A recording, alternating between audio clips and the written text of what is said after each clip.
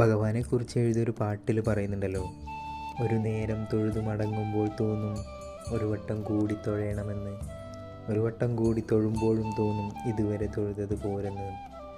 ആ ഗുരുവായൂർ അമ്പല നടയിലെത്തുന്ന ഒട്ടുമിക്ക പേർക്കും ഉണ്ടാകുന്നൊരു അനുഭവമാണത്.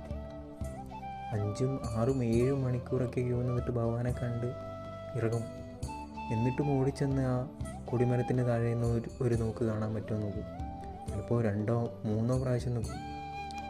എല്ലാം കഴിഞ്ഞ് മടങ്ങുന്ന സമയത്ത് ആ കിഴക്കേ നടയുടെ മുന്നിലുള്ള ദീപസ്തംഭത്തിൻ്റെ മുന്നിൽ നിന്ന് എത്തി നോക്കും, ഒന്നുകൂടെ കാണാൻ പറ്റുമോ.